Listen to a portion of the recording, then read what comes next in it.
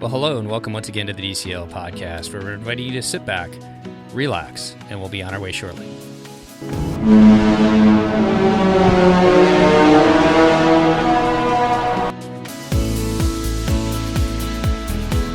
Well, welcome back to the DCL podcast, your podcast helping your family cruise a little smarter, and welcome to our second mini episode. I'm going to call it a mini-sode or something like that. And joining me today are both our co-hosts all the way down in Florida, just getting off a cruise ship. How are you doing today, Christy? I am well. And down in LA, Chris and I were following you through social media, wishing we were on board going to Castaway Cay twice, weren't we, Chris? Yes. Also, I just got inspiration for the puns, and we should call these Captain Mini episodes. I love it. But yeah, Christy, obviously, I am thrilled to just live vicariously through your Florida trips. So before we jump into it, just kind of as for context, I guess, we've got a lot of different topics that we can touch on really quickly. And I think this is going to be one of them that we've talked about a lot about before in several different episodes. And it's going to be just more of an update for people to kind of think about it as the cruise ship starts sailing, because there are some special offers out there that people can take advantage of them if you fit into some of their categories, I guess I should say. But before we do that, Christy, you just got off the Disney Fantasy. She started sailing again from Port Canaveral, 4 days. How was it? Oh, it was amazing. It was amazing. It was slightly different from the Dream and still amazing. Slightly different from the Dream. What does that mean? Like the experience, or just the fact that the Fantasy is a different ship? The experience. Like, yes, we'll talk about it. We'll record. People will have to tune back in. Great. Can't wait to find out what they did with Tiffany and Company. Put in unnecessary jewelry stores. Cool. There's two of them that are basically the same. Yeah, I think that it was just a patchwork, but that's not what we're here to talk about. So We'll talk about it on your special episode. Before we get into our topic, though, just to touch on a couple different things, Christy, was there anything that stood out differently between the Dream and the Fantasy? Were they doing anything differently that people should know about if they're going to be sailing soon? No, the main difference right now, and I'll be curious to see, because now we need to go back on the Dream to determine, masks are required inside the gym at all times. So if you want to run on the treadmill, you have to wear your mask. But other than that, pretty much seamless across as far as dining, masks inside, everything else is kind of similar to what you experience when you're on the Dream. Right. And there were some other like teeny tiny small things, but again, we'll just talk about it when we do our episode. Okay. And the last question I really have, unless Chris, you have any, is what are they offering entertainment wise? What was offered on board entertainment wise for the shows? Oh, we had the best. We had 3 shows. So we had Aladdin, Frozen, and Believe. And then they did Frozen as a matinee. Oh, that's kind of nice. So I know that you guys were able to go to the Frozen matinee. So it's the exact same show, just shown in the middle of the afternoon. Right. It was perfect. It was like 1:00 on RC day. And the show started a little bit late for my small fry, who likes to like at least be in the room and winding down.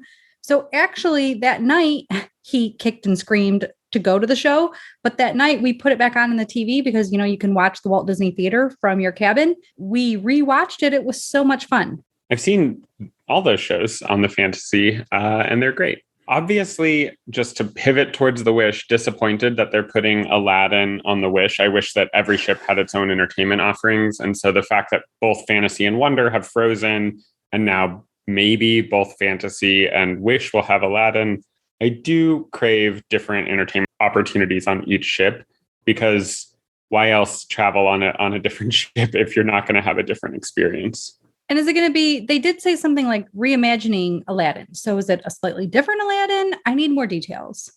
Me too. We'll find out in a year though, or less than a year. Okay, let's jump into our quick main topic today, which is saving money on a Disney cruise. Why don't we start with you, Christy? There's a couple of different ways that our guests or our listeners can save money when you're thinking about booking a Disney cruise. And why don't you just jump it off with probably one of the biggest ones?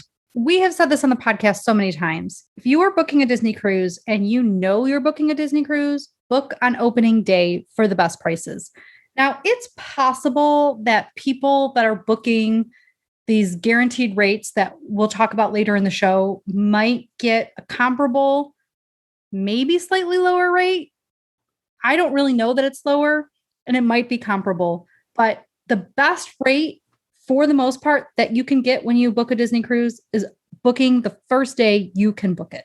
Booking the first day you can get it, you can still get some money saving beyond just being someone who books, along with everybody else, right? You can use an onboard credit. Yes. Anybody could book the same opening day, and that's probably the lowest price that the cruise will be. But you do get an additional discount if you have an onboard credit that you can use with that opening day price, which is why it's sort of beneficial if you think you're ever going to sail again in the next 2 years. If you're on the ship, just buy that onboard credit, because if you're also going to book opening day, you're basically saving 10% on opening day prices, which is maybe the biggest discount of all. Right. And something to note about the way onboard booking credits are working right now. And basically what Chris is saying is that you pre-buy a placeholder. So you buy in advance, pay $250 and pay in advance to purchase a placeholder to indicate that at some point in the future, over the next 24 months, you are going to cruise again. And basically your sailing has to start before the 24 months has expired. It'll even show you on the onboard booking what that 24 months is. It's $250. You book it right now in the app on board. You do not currently pick your sailing, and they don't even have people who are working on board to handle those. That's all being handled by shoreside. So I do know that people cannot use a gift card to purchase right now that onboard booking. The only way to do it is to have a credit card associated with your account. The other thing I have to note is if you are doing an onboard booking right now, you have to transfer it to your travel agent within 30 days of returning from your cruise, because the travel agents are not being automatically assigned and there's nowhere to assign them. I have a feeling that that'll change at some point in the future, but just reach out to your travel agent when you get back and say, we've done an onboard booking, so let's do the paperwork. It's very simple. You'll sign your name. Your travel agent should fill out most of the rest of the paperwork for you. They'll send it into Disney and get it transferred, but it has to be done within 30 days of you making that onboard booking. So just keep that in mind so that 2 years in the future or a year and a half in the future, you can book that cruise and get your 10% savings. Just to reiterate, some of the best savings you can have with Disney Cruise Line is to book that opening day based on your Castaway Club status. That may give you 1 or 2 days ahead of 1, 2, or 3 days ahead of the general public to be able to book. And then the other option is when you're on board to get that onboard booking credit. And just to make sure that I totally understand it, because I was thinking about this last night, I haven't done it for so long. So you pay $250, you've got that credit, and that gives you 10% off future sailing when you book it. Yes, it's not excluded and it does not work for concierge. And I know there's some sailings where it doesn't work also. I think we might totally have to lunch on that. For some reason, like the Panama Canal stands out, or sometimes there are some limits as far as which cruise you can book as well. Yes, there are limits. So certain holidays are blacked out and the longer cruises are blacked out typically. Okay. Well, let's move forward to that. Chris, you've got a couple different topics we can talk about as far as paying for your Disney cruise where you can save some money. Why don't you jump on those? Yeah. So one of the ways that you're not going to save money doing this, but you could make it more affordable in terms of budgeting. And that is to use a Disney Visa credit card, because the Disney Visa credit card allows you to finance essentially a Disney trip for 6 months. So interest-free. Yep. Interest-free for 6 months. You can basically, if you pay it off within the first 6 months, you will not have to pay any interest on that. Even if, let's say, you have like a 20% APR or something on that credit card, if you book a Disney trip on the Disney Visa credit card, within 6 months, pay it off, you won't have paid any interest on that. Now, for a lot of people, this isn't really going to be something that they pursue, because that means you're carrying a balance on a credit card. That could lower your credit score. That could impact you in other ways. You decide what's best for you. But I'm just saying, if you ever want what is somewhat equivalent to what they do on ships like Carnival ships, where you can like pay for your vacation over several months on a payment plan, it's kind of, you could view it that way, where you're not getting charged interest. You could pay over 6 months. And that might make it more affordable for you or your family to like get booked, but not necessarily need to sort of pay for it all up front. One thing I wanted to note I think maybe these hosts on this call have Disney Visa credit cards. They just announced a iridescent Walt Disney World 50th anniversary card. For those of you who don't know, ear spelled like ears on Mickey, descent, like iridescent, is like sort of a sparkly color scheme that they're using for the 50th. It's like the official 50th color scheme. It's almost holographic. And they're releasing a card that you can upgrade your current Disney Visa card to for free on their website. So normally I think they would charge you to change the pattern on your card, but from what I read online, you can do it just for free. If you want that new card, you let them know and they'll mail it to you. And it's pretty. It's really pretty. So that's cool. What else do you all think about the Disney Visa credit cards? I've actually never booked a cruise on one because I don't like carrying balances. What about you all? I have used the 6 months same as cash a few times. One of them was that I think like we booked some expensive cruise on a whim and you have to put your deposit down of 20%. And we knew that, in 60 days, whatever money was coming in or something like that. So we could use the money to pay for it. I have, to toot my own horn, an amazing credit score. And I will say that I have never once had an issue carrying the Disney cruise balance on the Disney Visa credit card, ever have it affect my credit rating. And I've done it both for Walt Disney World for various reasons and for Disney Cruise Line. So you have that 6 months to pay it off, and it'll show you on the statement, like if you're paying the rest of your credit card in full, which for a Disney credit card, I would always advise if you were ever not going to pay your credit card in full each month, get a different credit card because it just has too high of an interest rate. But with the Disney Visa credit card, if you're paying your regular balance, like you put a Disney Visa or Shop Disney purchase on there to save 10%, or you put some other kind of purchase on there, pay off whatever your purchase is every month. But then it'll show you have to make like a payment towards your 6 months, same as cash, Walt Disney World or Disney Cruise Line payment. And I realize this is slightly complicated to follow along verbally through the podcast, but hopefully you guys are getting this. So you'll pay a small portion of your 6 months, same as cash at the same time as your groceries or whatever you put on your credit card. It'll tell you right on the statement, if you are paying in full, but not your complete 6 months, same as cash, this is your balance. So you don't mess up your credit. You're not paying interest anywhere. It makes it very clear for you. There's just an additional item on your statement to say, pay this amount so that you can keep your 6 months, same as cash. Right. Which, in terms of affecting a credit score, it's only if that would be more than 30% of your overall available credit. I am a millennial and not like Christy. So I do not have 30% of my available credit that I would be able to put without it impacting my score. So I hear you on that. Now, another thing that is a strategy that I have used is to buy Disney gift cards. This strategy is really involved, and a lot of people don't do it because it's just complicated. But basically, there are big box stores like Target, Walmart, I think even like Sam's Club, and then there's like BJ's Wholesale online that sometimes run sales online or in store for Disney gift cards. And what that looks like is at Target, if you use the Target Red card or Red debit card, you can get 5% off of every purchase, gift cards included. So you could get 5% off your Disney gift cards, and 5% off of, $100 is $5, and 5% off of $1,000 is $50. So if you're spending like a $10,000 cruise, you could save a fair amount of money by doing this. However, the maximum value you can put on a Disney gift card is $500, Christy, or $1,000? $1,000. Okay, so you can have $1,000 on a single Disney gift card. And they have a website like disneygiftcard.com or something where you can go and combine the balances on your card. But I'm sure Christy, as the travel agent in the group, can acknowledge that if you have a client who's saying like, here are 20 Disney gift cards that I need you to individually pay for my cruise with, your travel agent might actually be like, actually, no, I can't do that. I need you to combine everything to the highest limit that it can be. And then I know, because I've worked with some before, some travel agents don't let you use Disney gift cards because it's just too cumbersome for them. What are your thoughts on that, Christy? So I will prefer and request that my clients combine to at least $100. And I do have clients that want to make a payment every month.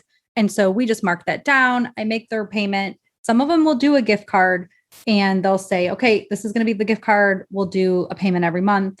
I can store that and just put it in.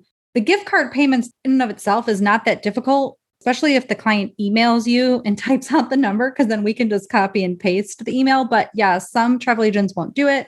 But like Chris said, at a minimum, you do want to combine them, because if you're buying a $25 gift card, that does become a little cumbersome to enter in gift card after gift card. One thing to remember is that if you are ever going to get a refund, Disney is putting the refund back on the gift card. So you have to save them. I did have a client during the COVID times that had one of her trips canceled, had put everything on a gift card. Disney actually had to send her a second gift card because she kept putting money on the one and it was over $1,000. So like she would spend it and then add some more money to it or transfer more into it and then spend it and then transfer more. So Disney then ended up having to give them gift cards. And something to remember, you're not going to be able to return those later to whatever store you purchased them from or however you got them. You'll have to know that you're going to want to spend this money at Disney in the future. Yep, you're locked into Disney if you have money on a Disney gift card. But it is a way to save 5%. And if you know that you're going to spend that money at Disney anyways, you could do it. I will note that at Target, for example, I've gone to Target and they're just sold out of Disney gift cards. Mm-hmm. So it's not like a guarantee that you could go to a place.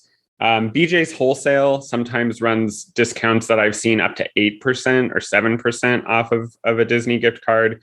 And you can join that membership online, I think. So there are some people that have done it that way. Sam's Club does it as well.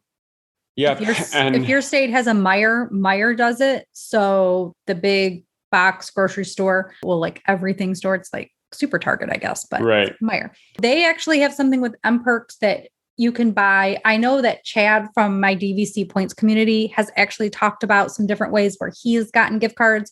I am sure that either on his website or that he's had a podcast episode about it, because he talks about using the M-Perks for the Walt Disney World gift cards or the Disney World. Oh my God, I can't talk today, you guys. The Disney gift cards before. So check that out. Okay, so a couple different strategies for you to employ if it fits for you. We'll finish with the last category that Disney offers for reduced cruising prices, and that's their special offers. These change weekly and could probably even change daily, depending upon what they've got available right now, because of just not very many people are cruising because of the pandemic, the cruise is just starting, kids being in school. They actually have a lot of different discounts available for you. So if you go to disneycruise.com, their website, go to Plan a Cruise, and you can find drop-down menu that says special offers. And they've got a couple of different offers right now for people. They actually have offers just generally across the board for anybody for savings for up to 25% off of sailings out of Florida and California. Each of these are different depending upon which cruise you're looking at. Some of them only contain guaranteed cabin status. So you can't actually book a cabin. You're going to get a guaranteed cabin. They all do. If they are the rare discounted advertised rates, they are always guaranteed cabins. But there's one exception, and I just looked it up, and that's the military rates, which we'll talk about here in just a second. I'm talking about the last minute fares that are a highly discounted rate, although the military would be even better. Those are going to be guaranteed cabins. And then just one little note before Steve talks about the military rates. You can use a travel agent to book all these. So whoever your travel agent is, reach out and utilize their service to help you. And they can still apply these discounts, even if you're doing military. He'll talk about Canadian or Florida residency rates or any other last minute rates. Okay. So right now for just the general booking public, you can save up to 25% off of sailings out of Florida and California. Once again, those are guaranteed cabins. Christy, can you talk about the difference between a guaranteed cabin and a cabin? Because you're going to have to pay in full if you book a guaranteed cabin. Yeah, they're not even just guaranteed. They're like restricted guaranteed cabins. So you have to put down everybody's names. You are not allowed to make name changes, and you have to pay off the cruise the same day you book it. So you can sometimes put them on hold for the day, but a lot of times they won't even let you put it on hold. You have to have all your names, all your money, everything ready to go when you go to book it. Then Disney will assign you a cabin in either the category that you booked or better. So if you do an ocean view guaranteed, like restricted guaranteed cabin, then any ocean view cabin they can assign you or better. So you might end up with a balcony. And I don't think that right now they're doing any inside guaranteed options, but sometimes that is a choice as well. Obviously, there's the veranda guaranteed option too. And I don't want to get too deep into the weeds in this because I'm not totally versed on it, but there are some restrictions as far as if you decide to cancel the cruise at this time as well. So make sure that you look over that and know what you're buying into if you decide to buy one of these reduced guaranteed cabins. Okay, let's turn to the military rates. So there's a lot of different categories of people who qualify for this: active duty, reservists, also retired military. Also, there's some DoD employees as well. Once you get into the DoD employees, you're probably going to have to call Disney Cruise Line to make sure that you actually fit this category. The good thing about the military rates, they used to have a ton of them off the West Coast out of San Diego, but before the pandemic, those kind of really dried up because I think they were really booking a lot of, or the sailings were really booking well as out of San Diego. But right now, they've got a whole variety of different sailings available at the military rates. Some are of the guaranteed cabins, as we just talked about. So you have all those restrictions where you have to pay in full. And then you also have to, you may have some restrictions on cancellations, but they do have some that you can book just as a regular cabin. I pulled it up and looking at it, the price for the 25% off for just everybody to book in the military rate on a San Diego cruise that we are sailing out of in October was exactly the same. So as far as the military rate goes, it's going to be the same as what they're offering the general public if those general public rates are available as well. So do your homework on that. The only other restriction is you can only book one cabin per military member or spouse for each sailing. So those are some of the limitations there. But if you're military or prior military, it's a great way that you may be able to sail a little bit cheaper on Disney Cruise Line. The last topic I'll talk about is Canadian rates. There are none available right now. They fall along the same lines as what we've been talking about with the guaranteed cabins that's available for the general public. When those are available, you can go to the special offers and you can find all the information there. Chrissy, anything different between what we've talked about and the Florida residency rates? No, I think it'll just come in with the same idea. The Florida resident rates were slightly lower than the regular rare discounted rates that have just come up where the Disney was doing that 25%. The Florida rate, I believe, was like to 30%, of certain cruises. So it was just a little bit lower than the general public rate. What happens if someone books a cruise and then that cruise becomes a special rate? Nothing, because it depends if you're in penalty or not. So we have actually had in the past, and I haven't rerun any numbers lately to see if this would work, but there are some people that would be in penalty and lose money up to the deposit and allow that money to be lost and then rebook for a new cruise because the savings might have been bigger in that case, but that's a rarity. And that's usually for some sort of specialty rates, but typically nothing. Like other cruise lines do this like best price guarantee thing. But even after final payment, like they don't have an obligation to do anything to the price because if they're adjusting the price after regular final payment, it's because they're just trying to fill the ship. But like right now, Royal Caribbean and Celebrity will either give you money back as an onboard credit, and it has been working for people to have that happen, or they will move you up a category. I had that happen on my Norwegian cruise. They moved us to like the nicest suite because the ship was sailing under capacity. I guess the reason I'm asking is because the California being discounted is really rare. And it just so happens that the cruise that Steve and Wake are going on is a discounted cruise for California. Interesting. The one thing people should remember, because there were some people like when cruising restarted in Florida, several people were like, oh my gosh, I feel like a fool because I paid this full price. And then I had an opportunity to either cruise at a Florida resident or some other sort of discounted rate for whatever reason. But the difference is you got to pick things. You got to register in advance. You got to be guaranteed to, not maybe guaranteed, but you got to pick the cabin you wanted. You don't get to have any of those choices when you're doing these last minute rates. You don't know if you're going to get the dining time that you want. All these things that you would have gotten because you booked months in advance or years in advance. So when you are beating yourself up because maybe the cruise has dropped in price, my first piece of advice is stop looking. If you have booked the cruise, especially on Disney, accept where you are at and go forward with it so that you don't torture yourself with, I paid too much. But what I have told some of my friends that have seen lower rates, I'm like, you got the cabin you wanted, you got the dining time you wanted, you were able to make your Palo brunch reservation. These are all things you did because you booked in advance that other people that are booking these last minute rates aren't getting the benefit of. So just, it's okay. That makes sense. And that's a really good point. So those are some saving options with Disney Cruise Lines that are out there for you. Because we touched on Adventures by Disney, I wanted to touch on just a couple of things that you can do there. Chris, why don't you start with the first one? And that's kind of it's similar to Disney Cruise Line. Yeah, so just so you know, Adventures by Disney also has its best rates and its opening day prices. They also allow you to book through a loyalty program. I don't know what that loyalty program's called, like Adventure Class or something. Steve, you know what it's called. Yeah, so once you become the Adventurers Club, I think. Okay. So once again, opening day pricing is the cheapest. There are some adventures that have opening day booking credits, but they're generally limited by slots per trip. There seems to be a little bit more on the cruises just because there's more slots on the cruises than on a land-based trip. When you come back from a trip from your adventure, there's an opportunity to save up to $500 per person on select, as they're saying 2021 and 2022 departures right now, when you book within 45 days. So when you get back from your adventure, if you book within 45 days, you may be able to save up to $500. That's not a guarantee. It depends upon how expensive the adventure is. If it's like Costa Rica, it may only be $250. If you're going to Egypt, which is one of their higher priced ones, maybe you're going to get $500. Over the past 5 years, every time I've gone to the special discount section on their website, there's always something there. It might not be the thing you wanted, or it might not be the time of year or whatever, but they do run discounted pricing for some of their adventures year round. And they're also capacity controlled. So it just really depends on what they have going on. Right.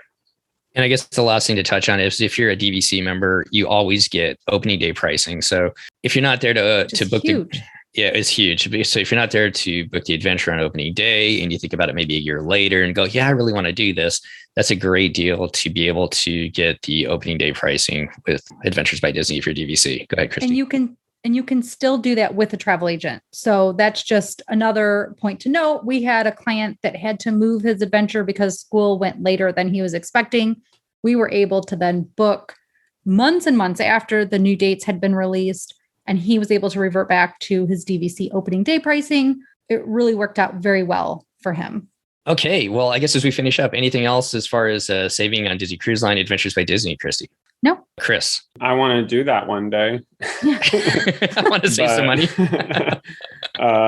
But yeah, I feel like all of these products are premium products, so it's hard to find discounts, but we've given you a bunch of different options to save a little bit of money. And you'll notice that almost every other cruise line has much steeper discounts and much more flexibility when it comes to pricing, but that's because of supply and demand. And in a non-COVID time, Disney has only 4 ships and they're usually sailing at or near capacity. And so they don't discount them as much as other cruise lines who have 20 ships and, have a much larger inventory to discount. One other thing really quick too, with the Disney discounts or Disney Cruise Line discounts is that if you're trying to decide, do I really want to book this on opening day? Where am I at with this? Do I know if I want to go on a cruise in 18 months? Unless you're booking concierge, it's totally refundable.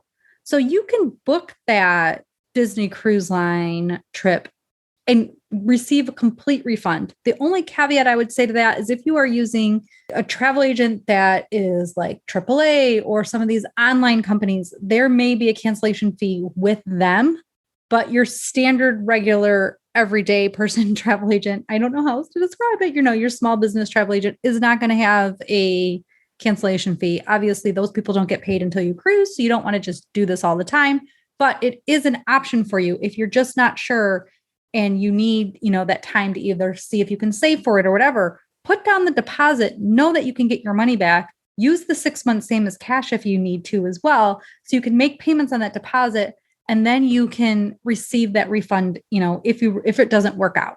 All good points there. Well, Christy, you are an independent travel agent. How can people get a hold of you if they would like to utilize your services as a travel agent for them? Yeah, if you don't have a travel agent already, I would be happy to work with you. You can find me at Christy@packyourpixiedust.com. That's my email address. My website is packyourpixiedust.com. And so the About Me section has my phone number. It has my contact information. I'm all over the social media under that name. As a reminder, it does help the show when people book with us. So the show does receive a small payment as well once we are paid on your trip. So it is a benefit to us. We really appreciate it. Exactly. Well, I hope you guys enjoy these Captain mini episodes. Well, maybe we'll run with that, Chris. We've got several more that we're going to bring to you, kind of similar in the vein of our DCL 101 series, but just touching, kind of refreshing a lot of different topics that we've already touched on in the past. If you want to find out about our DCL 101 series, you can go to Google and type in DCL 101 DCL podcast. They'll come up there. We'll be touching in the future on entertainment, probably on some of the lounge spaces, and also on Palo, Remy, possibly, and Castaway Keys. So thank you all for coming back and taking a listen. Stand by for Christy's Disney Fantasy Cruise Report. And as we get out of here, I thought it'd be kind of fun to just say what we've got booked and coming up for some different cruise reports from us, not to mention all the ones that we're getting from our listeners. Chris, what's up next for you? I'm sailing on the Disney Wonder for the first time and forever. Ever, to Cabo in Mexico. That's the last cruise they're doing out of California before the Panama Canal cruise. And then I'm sailing on the Disney Wish during her inaugural sailing season in the summer of 2022, which I'm very also excited about. Well, I'm excited to hear your and Seth's experience on the Disney Wonder, especially out of San Diego. Christy, I know that you've probably got something else booked. Yeah. Prior to booking this fantasy cruise, we had booked the Dream again for 3 nights in October. So Halloween on the High Seas. I thought that would be my first Halloween on the High Seas. And so we are going early-ish October, 3 nights on the Dream. Love it. And then you've got a Royal Caribbean and also Celebrity, I think, coming up as well. So, I mean, this year is a bit ridiculous. I did do the math. Every 3 weeks, it looks like I'm going on a cruise. And if anybody's on the Wonder, October 15th out of San Diego, and you see Wake and I, please come up and say hi. We'd love to talk to you and just kind of hang out a little bit and chat some Disney Cruise Line. It's going to be excited to be back on board. So that's what's next for us. Well, as we get out of here, once again, thanks for coming back and taking a listen. Hope you enjoyed this Captain Mini episode. Thank you, Chris. Thank you, Christy, for doing this today. I know you guys have a busy schedule, and we look forward to seeing you next time on the DCL podcast. Goodbye, everybody. Bye. Bye. The DCL podcast is not affiliated with the Disney Cruise Line, Walt Disney Company, Adventures by Disney, or Run Disney. All of the opinions expressed on our shows are those of the hosts and the guests who appear on the show. If you have any questions about any of these products, please contact the Walt Disney Company.